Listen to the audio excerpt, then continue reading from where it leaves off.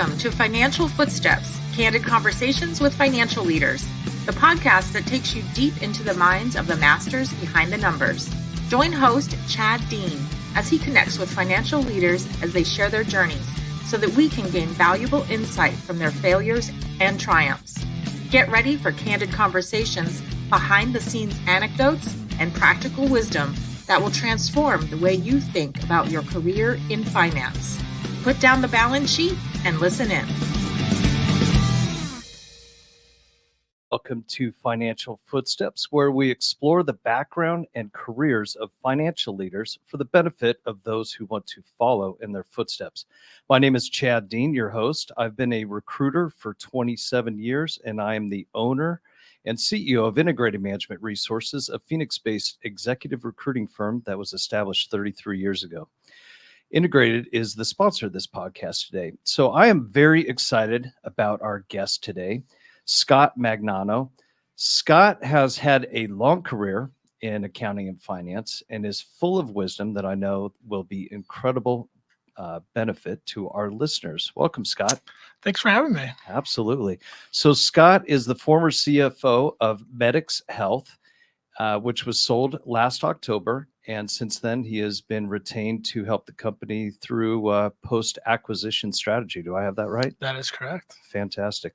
So let's start and give the listeners a little background on you personally and family and hobbies. Absolutely. And that kind of stuff. For sure. So I'm a native New Englander. So grew up in Connecticut. Went to college in Connecticut. Met my wife in Connecticut. She's from New Hampshire. And about just shy of 10 years ago, we were sitting there talking after a big snowstorm, about 30 inches hit the ground. And I'm like, I'm not so sure of this white stuff anymore, right? I always wanted to live somewhere warm. So we kind of looked at each other and just decided let's do it, right? Let's put the house on the market. Let's move. Kids were little at the time. I will say my parents were not very fond of the decision to take the grandkids away, especially the only granddaughter. Until they visited, right? Exactly, right? So it was, we packed up the house, we moved to Arizona. We had been out here half a dozen times and just loved the environment. People are so nice. They're so social. It just felt like home when we came out here. So we knew this. And across the country, I was the first one to leave the family. So it was a big deal. So we moved and been so happy that we've been here. And then been married almost 15 years in July. And then have two little ones, 10 and 13. So they certainly keep us busy. And I always tell people the best job I've ever had is being a dad. Amen to that. It's so rewarding and so challenging at the same time, right? But it's wouldn't change it for the world. Yeah, it is certainly a challenge. Mm-hmm. That's I always tell people it's hard to raise good kids because it takes a lot of work. Yes, it does. What do you do for fun? So with two kids, a lot of running around, right? With my son's in club baseball, which I know that pretty big out here, right? So have a lot of that, and it's just so. I played sports when I was little. I stunk at baseball, right? So it's good to see him doing well in a sport that I was challenged in. And then my daughter, she's into horseback riding and dance and gymnastics, and so again, this is the beauty of being a parent, is being able to participate in that. And again, being out here in Arizona, I try to hit the links every once in a while, and it's fair to say that I get my money's worth on a per swing basis. Nice. As to how it goes, but it's just enjoying the time out here. For those that don't know, club baseball, generally you're at the ballpark all day Saturday for the privilege of playing to then come back to the ballpark on Sunday. And that's the goal. And we went through that for a number of years, but it's so much fun and it goes by quickly. Mine are 19 and 17, no longer Well, one's playing college sports, but yeah, it goes by quick. It So does. I'm glad you're having the time of your life right now.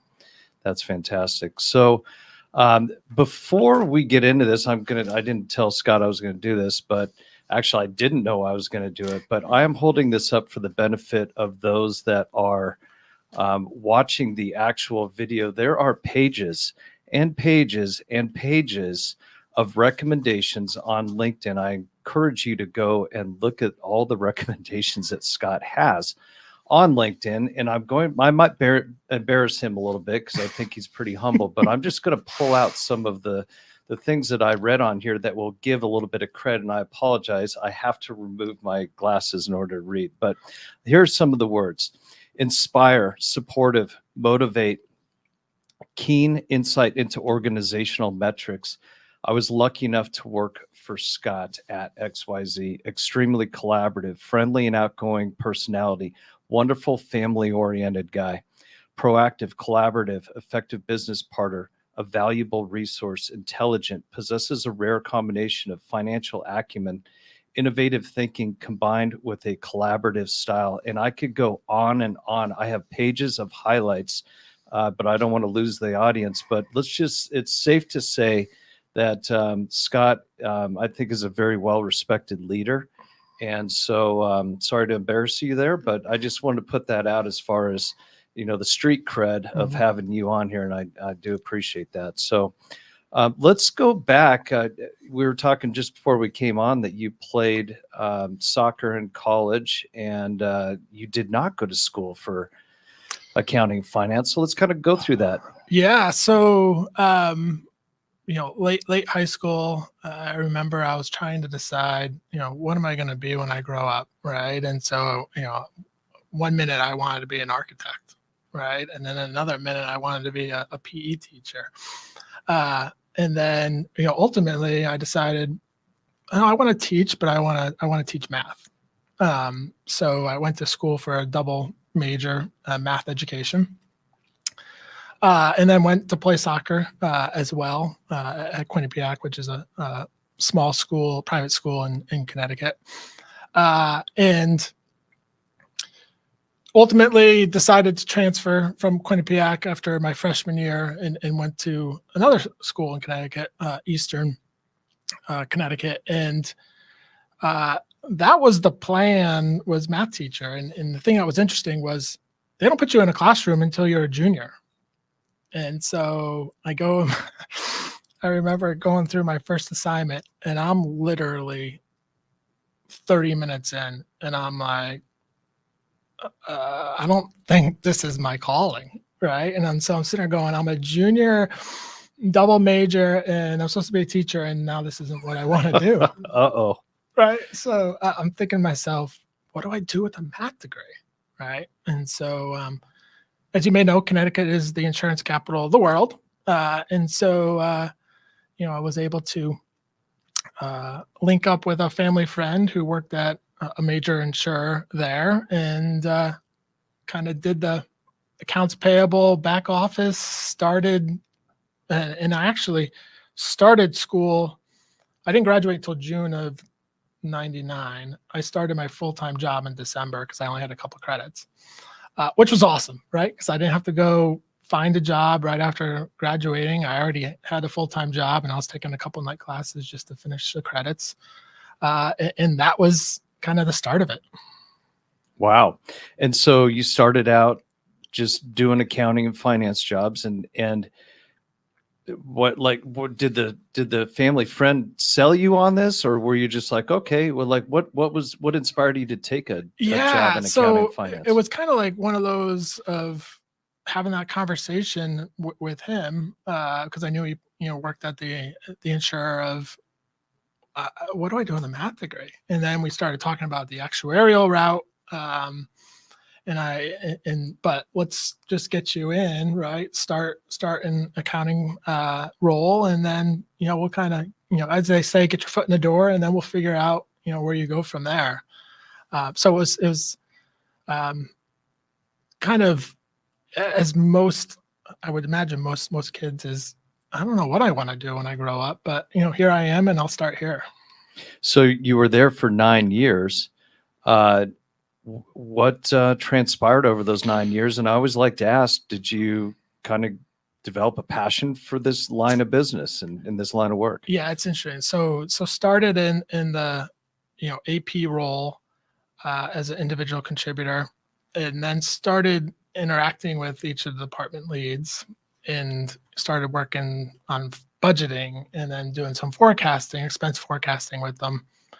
And then as my career kind of morphed from there and at that company, and it was the Hartford, so a very large insurance company. And uh, I then became a financial analyst supporting a bunch of departments on the claims. And then we had a project where we were potentially acquiring another company. And so it was, locking ourselves in a room, doing some financial modeling around synergies and offices and geography and where can we combine organizations and, what would that look like? Uh, and that was like my first true dabble right into analysis. I'm like, this is super fun. I love modeling. I love trying to, you know, take information and tell a story, right? And be able to help make decisions around, what it does look like. And then I worked in actuarial a little bit at the Hartford as well. And for me, I mean, actuaries, God bless them, they are incredibly brilliant. But to become an actuary, you got to, pass a series of tests that are intense, right?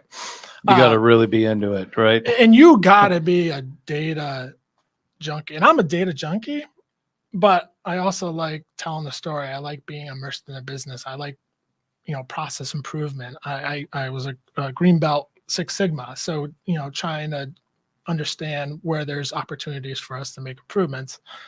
So I was like, I like the numbers aspect, but not to the degree of that's where I'm going to focus.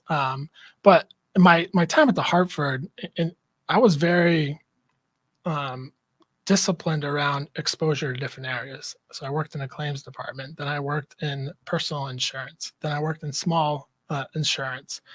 So just trying to get a full understanding of the operation and how they interact with one another, I think was, and that background really led me to, the foundation, if you will, right, for my future career. Did you find that not having a finance degree held you back at all? It's funny, no. And a story. I remember when I was I had a mentor when I was at the Hartford, and I was probably about 3-4 years in there, and we started having a conversation around, do I get an MBA, right? Don't I? And started having, and the answer I got from him was not what I was expecting.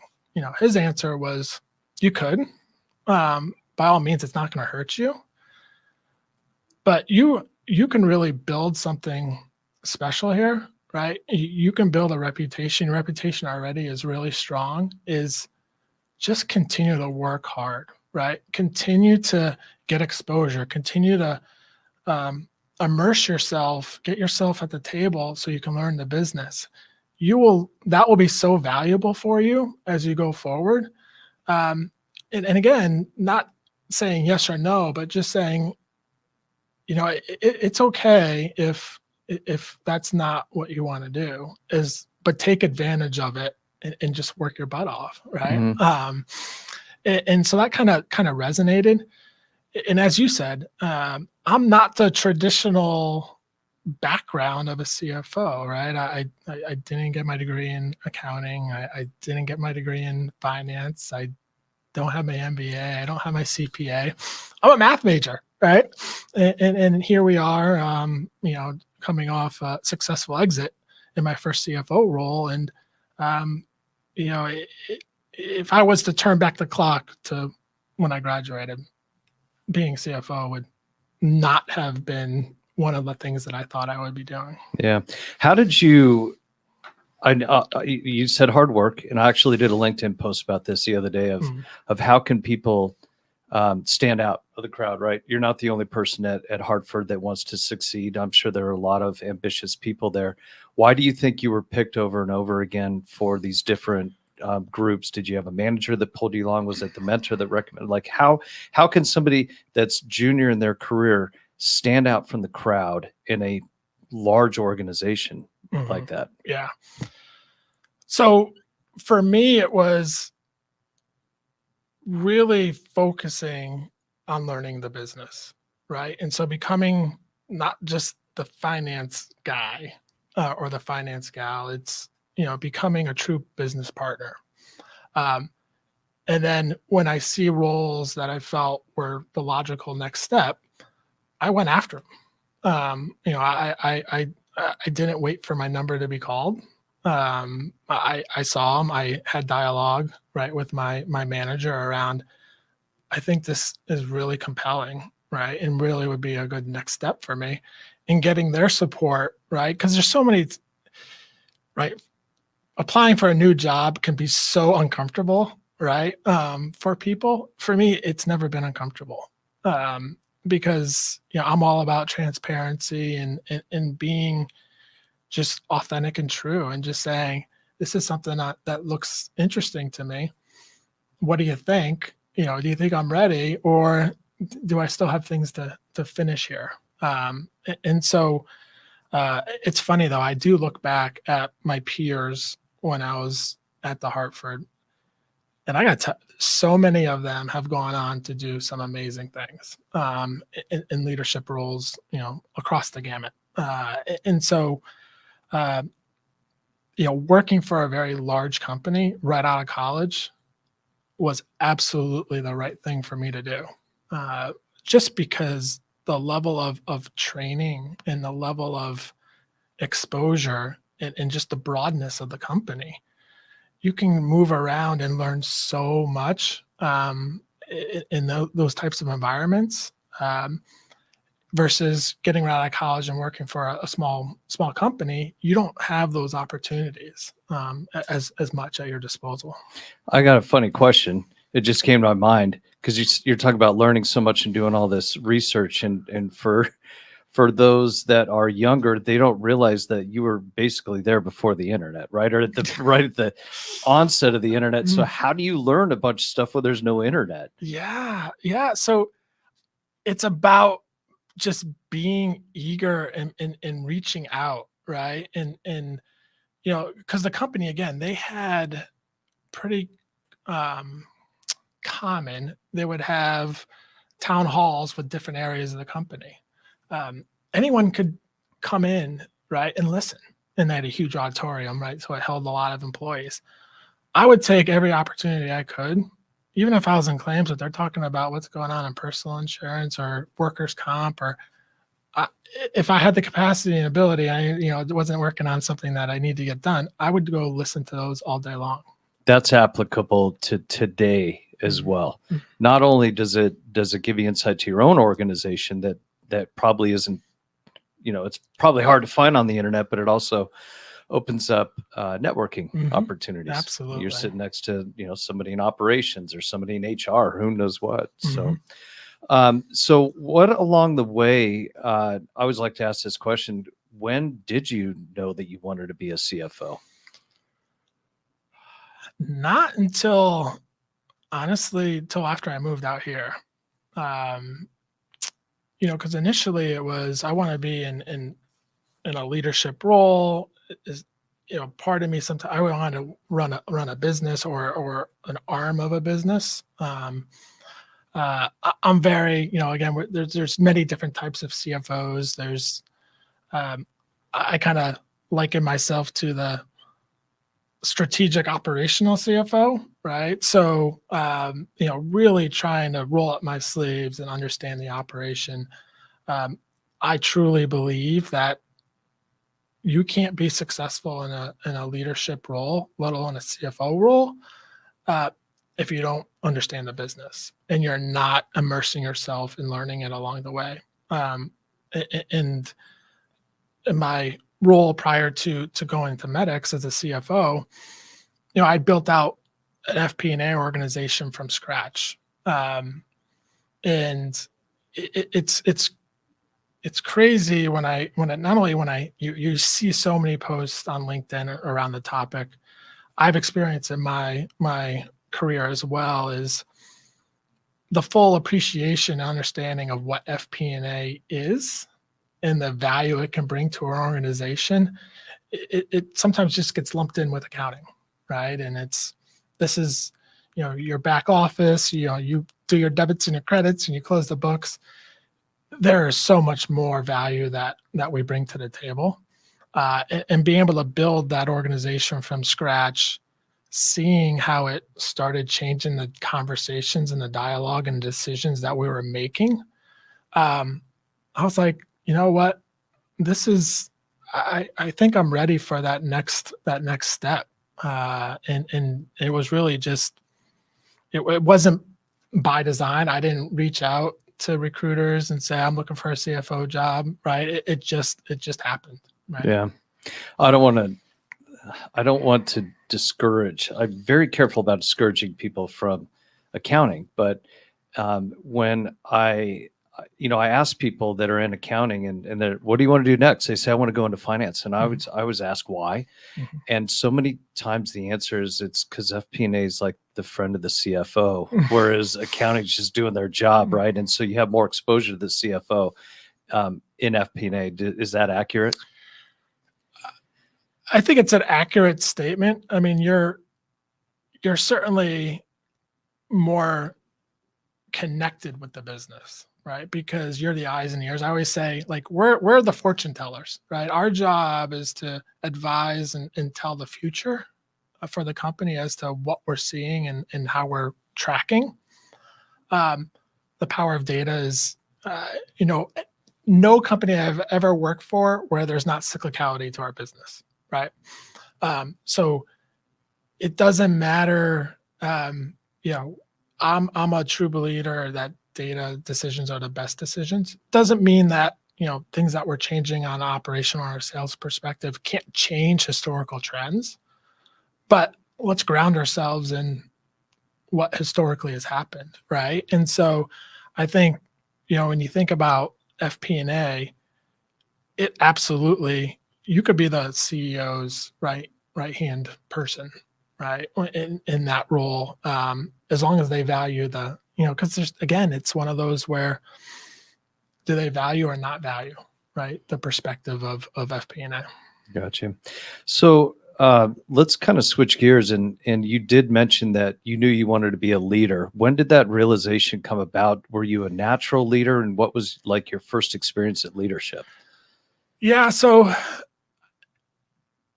back in my true people leadership, I would say was at Travelers. That was my second role in my career, and it's more of a leadership from an overall P&L for the region. And so with that came a lot of demands and a lot of decision making and a lot of strategy. And our sales team would be on appointments with clients. I would join them, right? Just to kind of listen and hear and feel and understand some of their challenges that they're having, when we're all about, just drive new business. And it's not that simple, right? You got to understand the dynamics of the business. And we're one of 15, folders they can pull out to sell. And how do we get better as a company? How do we get better as individuals and leaders to really give our sales team the toolbox and everything they need to be successful?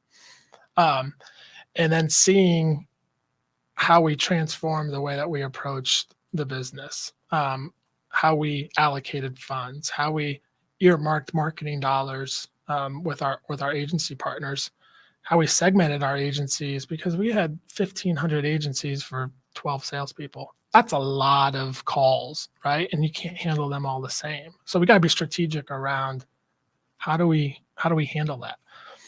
And so that was the full first experience of leadership and seeing the results of thinking through the challenges. And then from a people perspective,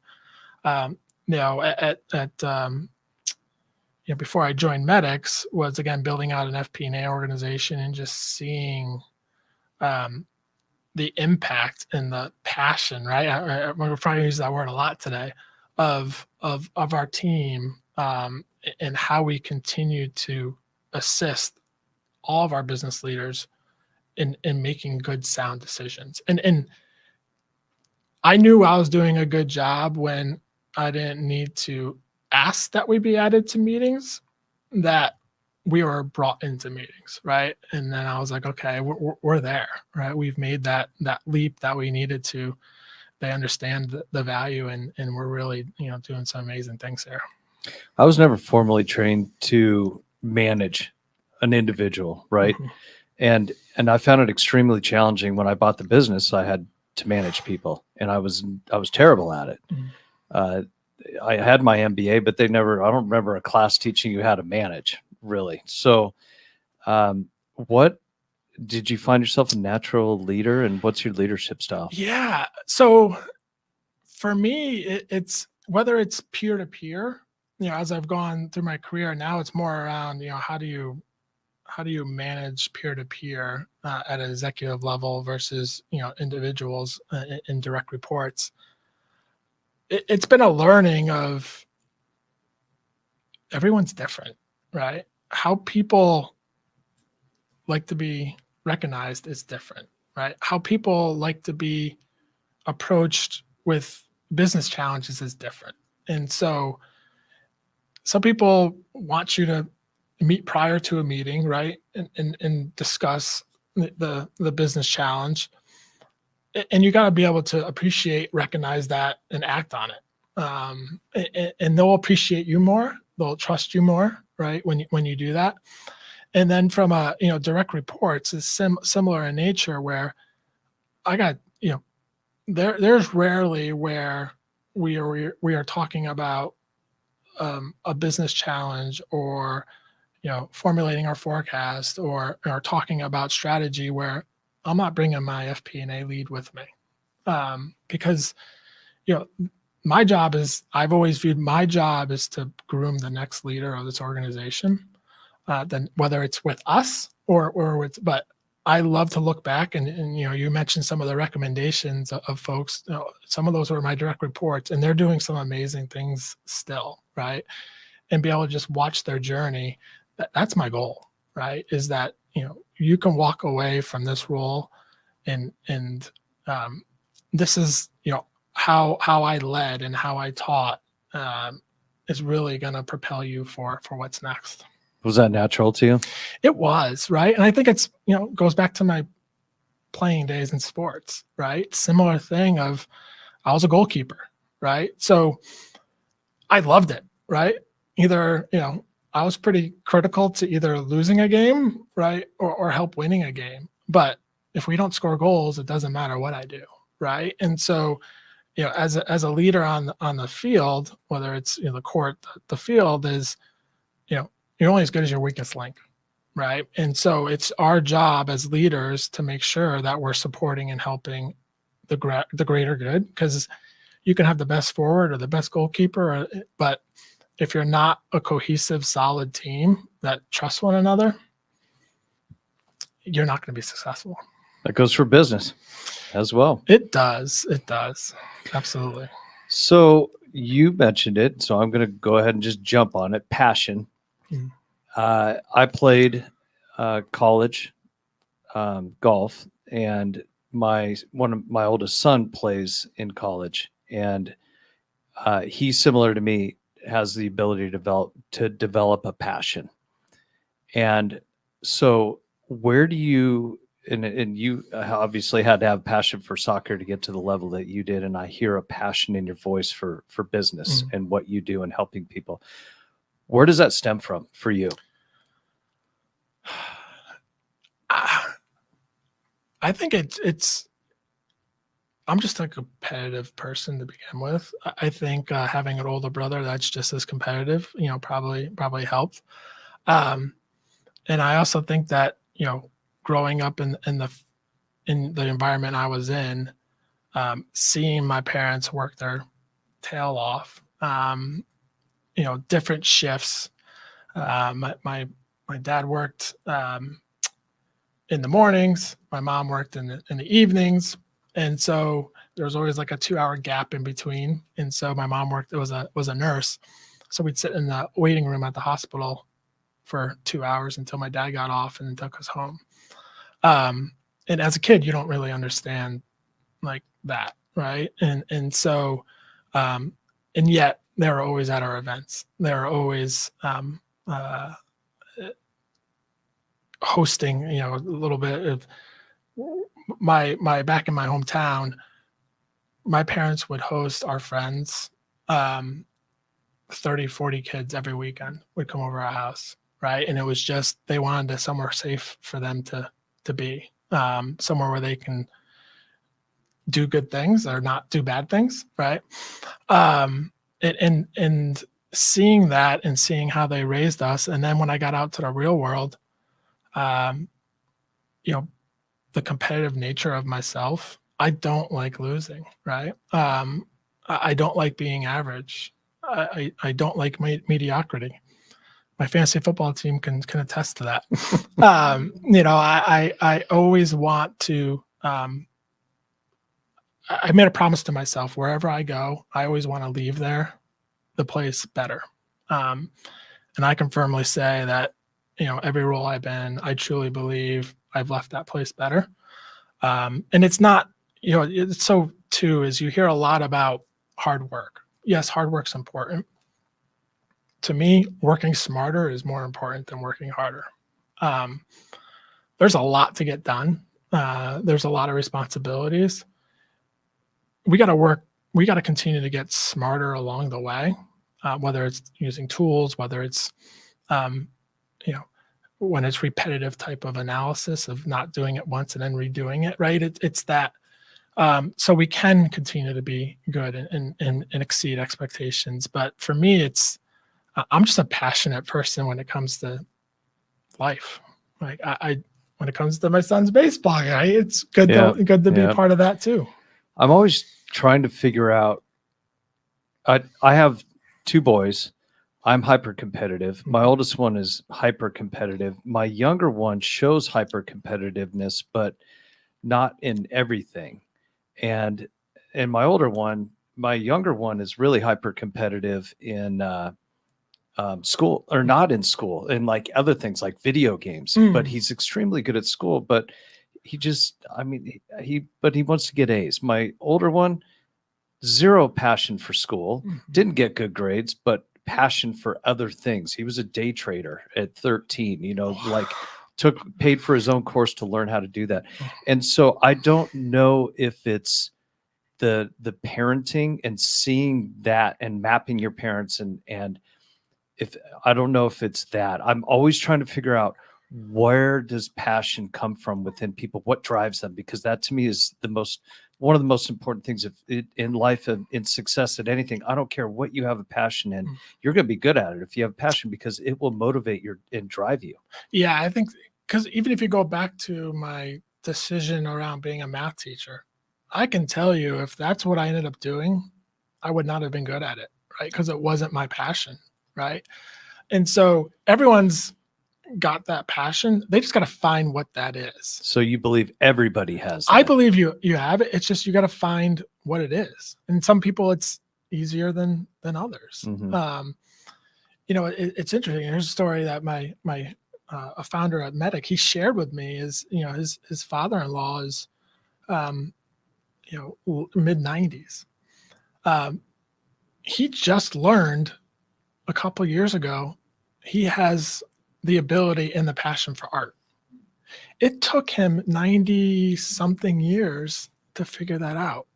And I haven't seen the art, but my understanding is not only is he passionate about it, he's amazing at it. Right. And fascinating. So sometimes you just don't know when that you're going to come across, but I truly do believe it's in everybody. Just, you got to find what that is. I kind of just followed my passion. I mean, I have a degree in biology, right? So that has nothing to do with what I'm doing now, but I just really loved learning how things worked. So I started out as an electrical engineer, and I found out I wasn't good at math. or programming, which you need to be for an electrical engineer. So I was like, well, what doesn't take a lot of higher math? Well, mapping things out in a forest just was addition and subtraction and some multiplication. So I didn't need more than that. So that's why I picked biology. And I, I had a great passion for it. I just couldn't find a job in it. So, okay. So you started out in insurance and you did that for a number of years. And then all of a sudden you switched. You went to LifeLock, and then you went to, which is basically, what is that? A finance? What's that considered? LifeLock. So it's still a form of insurance, right? Okay. Because it's one of those. I actually had my identity stolen, which was after I left LifeLock, but I had LifeLock, thank God. And so it's again, you're selling a promise that you'll deliver when something happens, and so. It was different than insurance, but still in the same general industry. And then you went to into banking for a little bit, and then you switched to health. So I'm kind of curious about switching those industries. How was that for you? Yeah, it's interesting, right? And that kind of why I left the Hartford, because again, I had a mentor when I was younger, and Travelers is literally like 3 blocks down the road, right? So there's always traffic going back and forth between the two companies. And I'm sitting there at 9 years in at the Hartford, and I'm like, what do I do from here? It's and I actually was told, like, go somewhere else, like get the Hartford way, but there's other ways to go. And so that led to me moving to Travelers. And then, I moved on to another insurance company as well. And then I was like, well, I'm quickly becoming an insurance guy, right? And so I don't want to be an insurance guy. I mean, I could, but if I want to leave Connecticut, becoming an insurance guy is a little more difficult. And so, that kind of led me to getting exposure, to other industries. It's interesting too, because as a CFO or in finance in general, I always have the question of, well, you need manufacturing experience, or you need healthcare experience, or you need, and to me, finance is finance. The same core concepts, right? The same strategy. And so, one thing I will say that I encourage those coming out of school is, don't feel like you're locked into an industry. Like, don't feel once you're in insurance, you're insurance, right? Because our skill set is so valuable and so transferable across. It really, again, passion. What industry are you passionate about, right? I love insurance, to be honest. Like, I love the data aspect of it, right? The numbers and the modeling and the probabilities and how you set rates, like that to me is, super, super interesting. I'm glad it is for somebody. Yeah. For some, it's like, yeah, that's so dry. Right. So what I can tell you is, regardless of where I'm at, what company I'm at, what industry, it needs to involve numbers, right? Data, strategy, and having a seat at the table to make sure that we're driving the right future and the right decisions today that aren't about tomorrow or next month, but about 3, 6, 5 years from now. So after this was, it's funny, you went back to insurance again, and that's where you built this FP&A group that you're proud of. How were you qualified to be a CFO, and how did that come knocking on the door? Yeah. And tell me about that. So if you look at my career, it kind of 3 to 4 years was like my sweet spot, right, of roles. And I don't know if that was by design or just natural. Like, okay, I'm ready for something new, right? A little restless, right? So I was there when in my role before I came to Medics, and a recruiter called and gosh darn recruiters. Yeah, I know, and it's like, yeah, it's in the health industry, and it's a CFO, and you're one of 3 candidates and the other 2 have experience in the industry. What do you think? And I'm like, sure, let's do this, right? And I remember I was actually on vacation back east when I was having the conversations, and then I had to present to the founder and then the GM as well, and other members of the leadership team. I was given a homework assignment, right? And so I had to look at our industry. What are some of the industry challenges? Look at a couple of large agency holding companies who are our primary customers, and tell them what they need to be prepared for. And I'm sitting there going, I know nothing about this industry, right? I know nothing about the company. How am I going to do this, right? And again, it came down to, I'm going to go research. I'm going to go the internet this time, right? All right. I'm going to go listen to conference calls, right? I'm going to go look at their financials. I'm going to go just explore what's going on in the space, look at the company's competitors to see who else is out there and what are they, what can I glean from public knowledge. And I threw together, a 8 to 10 page, kind of story around, here's what the things I think we need to be, focused and really starting to build a plan around, because it's coming. And it felt so weird, right? Sitting there presenting to them where I know nothing about the industry, and trying to tell them what they should be doing was interesting. But I remember walking away, being done, standing up and being like, okay, that felt good. Walking out the door,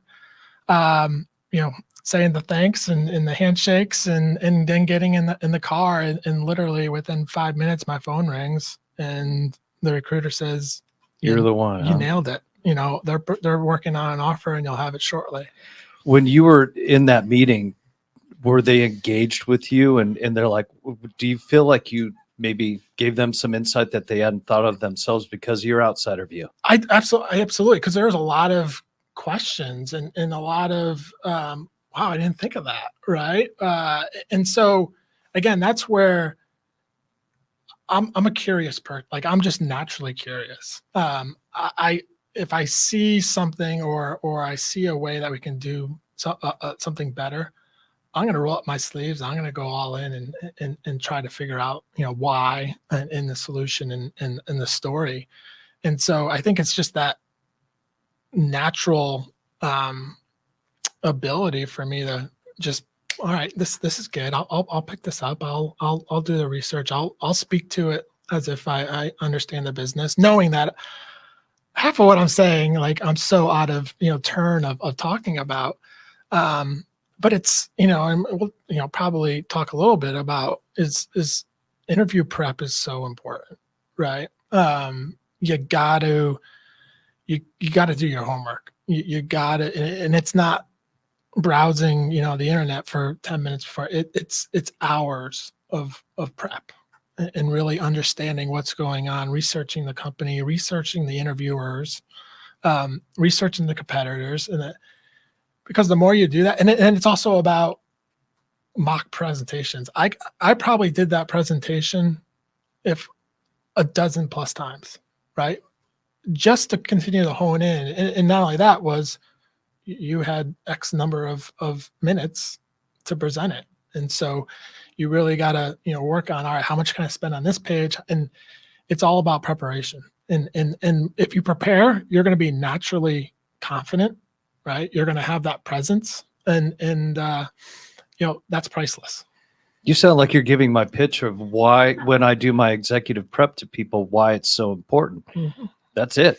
So I'm going to jump off of that just for a second, because I always tell people that people hire people they like, but they hire people that act like they're interested in working for them. Mm. If you come in and you don't have any questions prepared, then you act like you just kind of showed up and you're just there. And so the number one way to show that you're interested in the position is to come in with questions based on your research, deep research. Here's what looking at some of the things that these might be some of the problems that you're facing. Is this accurate? Mm-hmm. And how do you approach those? And that's, and we didn't talk about this beforehand, Yeah. but that is so beautiful what you just said. And it's so important for people to listen to that, because I don't know that they teach that in school. I don't think that they do. Yeah. And that's, as an interviewer, right? I'm very conversational. Like I don't, Yeah, I could tell you're good at telling right. stories. I don't come with a list of questions, right? I know what the questions are in my mind, right? But it's more about the conversation and did you do your homework, right? What do you know about us? Did you did do you understand kind of what we're looking for? And do you can know right away whether that person has the passion for what they want to do or not. You can just immediately pick up on it. So That's fact. and I don't want scripted answers, right? I want to really feel that excitement and that energy in your voice, and your desire to really want to be, and your understanding of what we're going to be. Because I always tell interviewees, right, the same thing of, your job is to make sure this is the right fit for you as much as it's to make sure that this is the right fit for us, Mhm. right? And so it goes both ways. And so ask away, right? Feel comfortable doing so. Yeah, that's so brilliant. So you get into the seat. You've got the C title Mhm. now. Do you know what you're doing? Is it natural progression for you, or was that a big learning Yeah, experience? it's funny. So, I get there, and when you're in finance and FP&A, you kind of know that aspect of it, right? But then I realized, right, there's all this tax filing stuff, right, and audits and other filings around 401ks and making sure that you're in compliance that I've never had exposure to. But it was that learning as I went through it, right? That was so it's not rocket science, right? It's just making sure that you understand and you have the right partners in place, right, to help you navigate that as well. So of course there was learnings, no doubt, right, early on. I think our biggest learning was COVID. Right? I joined in. What's that? Yeah, Never heard of it. yeah, right. I joined in August of 19. First time CFO, right? Companies kind of in this, we're kind of floundering from a growth perspective, and not making money, and hence why I was brought in to kind of position us, for the future. And then COVID hits, right? You want to talk about getting thrown into the fire, Yeah. and having to make really tough decisions, for the sake of the business. I couldn't, as I look back, I could not have had a better experience and picked a better time, to go through that than then. Did you have a strong accounting team? I did. So, I mean, we're a relatively small company. So, we had a pretty solid controller, and we had a staff accountant. So literally our team was two on the accounting side. We had a outside audit firm, that did our annual audits. Plus they were there for our, kind of really in-depth questions that if we needed assistance. So they were helpful there. But yeah, I needed, without having that accounting, but I needed to ensure I had a strong, controller in place. And that was one of the requirements when I came in was, I can handle the strategy and the forward thinking, no problem, but you got to make sure we have a solid accounting, team in place. So let's now do the plug for accounting. How important is it to have a strong controller? Incredibly important. If it wasn't for our controller and our, certainly our current controller at the company, my job would have been a heck of a lot more difficult. Because I want to focus on the business. That's where I want to spend my energy and time. Is making sure we're growing the business and we're making the right decisions. I need to ensure that our accounting is solid. But being a CFO, I have accountability to that accounting too, right? So it's not as if, I just sign things blindly. But it's making sure that we have the right controls in place, making sure we have the right cross checks. And because in finance, it's funny. I always say, I can guarantee you, I've never hit a forecast dead on, right? I'm 0 for ever, right? On a forecast. I've been close, right? Which is what we want to be. But in accounting, you can't be close, right? You need to be dead on. And so it's a different discipline. It's a different mindset. And just having somebody there that you can rely on and is not afraid to, hey, I'm not sure about this, right? Can I reach out to our accounting? Absolutely. Yeah. Right? Yeah. And, I want you to feel confident in, if you're not sure, to make that decision. So you join, and then you go through COVID, and then all of a sudden you are a first-time CFO, and now you're gearing up for a sale. When did that come into the conversation? For sure. So I joined, it was of the understanding that, we're building this for an exit in 3 to 5 years. And hence the reason for bringing in more of a strategic, mindset is to position us for that. And so, we did go to market in 2021, full process. I didn't think we were quite ready yet. It's like one of those where we had started building the products, but we didn't have the revenue. So I kind of the analogy of the Shark Tank, right? You hear so many people go on that show that have amazing ideas, amazing products, amazing concepts. And then the first question is, well, how much revenue do you have? And it's, I got about I've sold 5. And then you lose all interest, right? And so, to get the full evaluation that you need, we got to make sure we have the actual revenue track and path to support it. And we just weren't there yet. And we found that out as part of the process that, we needed to generate some real revenue before we could get there. And then, we kind of said, all right, well, we got another couple of years, right, to get us there. So let's focus on execution and ensuring we have the right product set up. And we started going forward. And then what led to the interest in the company is we had a competitor of ours that was purchased and acquired. And we were one of the few players out there that were still independent.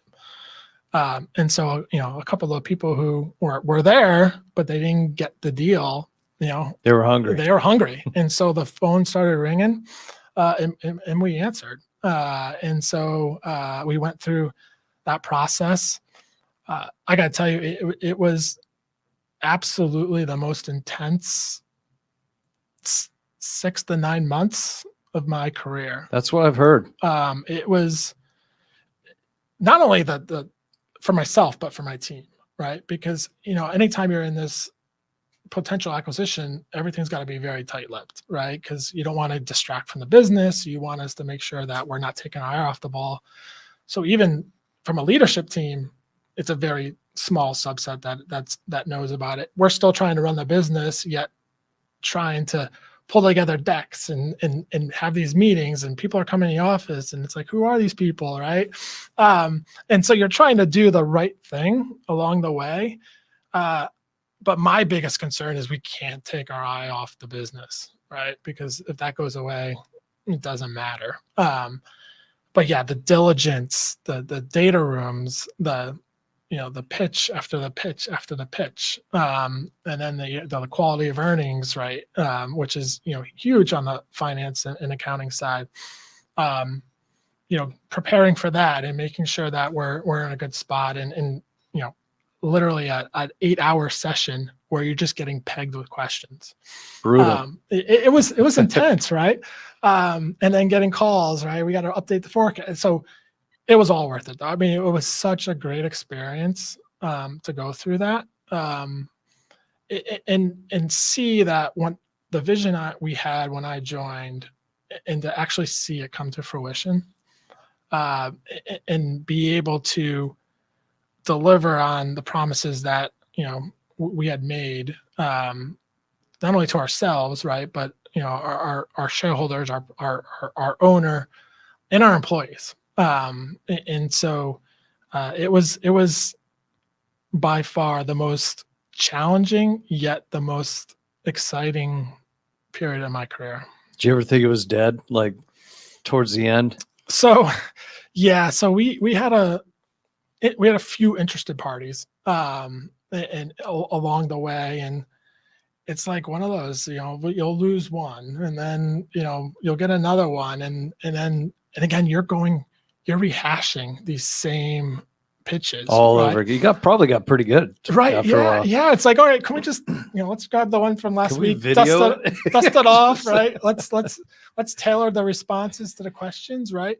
But then you got to meet with their bankers, and then you got to meet with their product team, and you're rehashing the same stuff. And, yeah. And then along the way, your pipeline changes. And so you're trying to make sure that, okay, how is that impacting, what we're saying, or how the deal's going to, come together. And, other things happen in the industry that you're so far in the process that you're trying to manage the expectations along the way. So, in 2021, I kind of didn't think we would have a suitor, but with this process, given we were one of the last left, I was pretty confident that we would, find that right fit.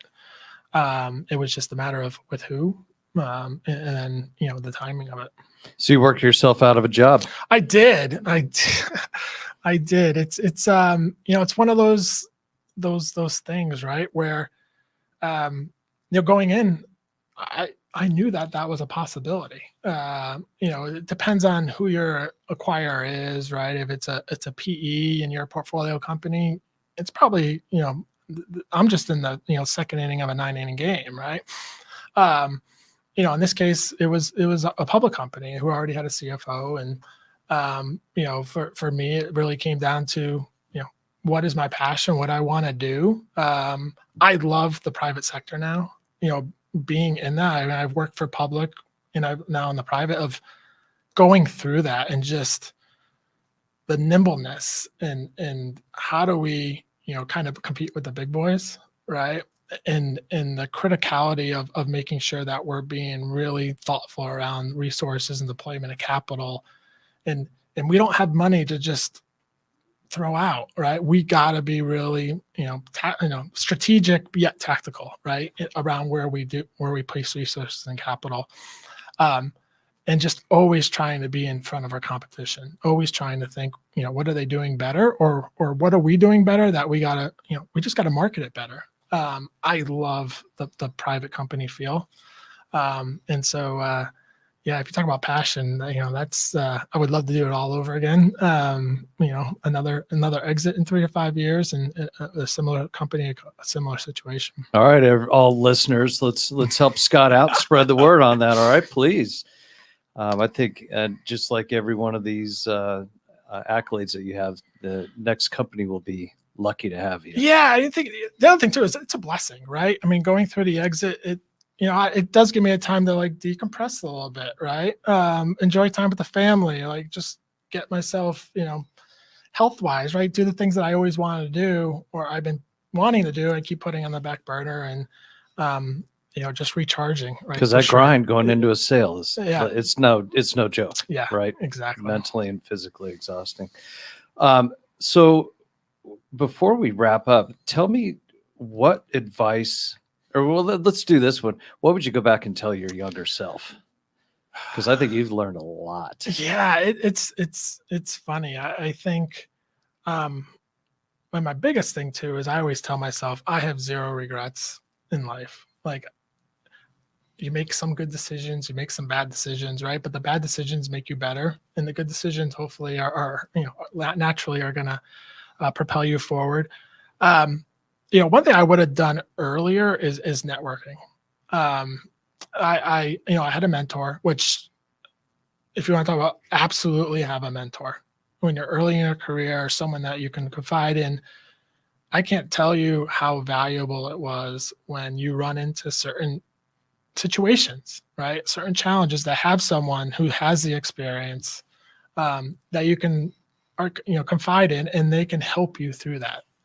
So absolutely have a mentor. Network. I wasn't very good at that earlier in my career. And I do think that that's incredibly valuable.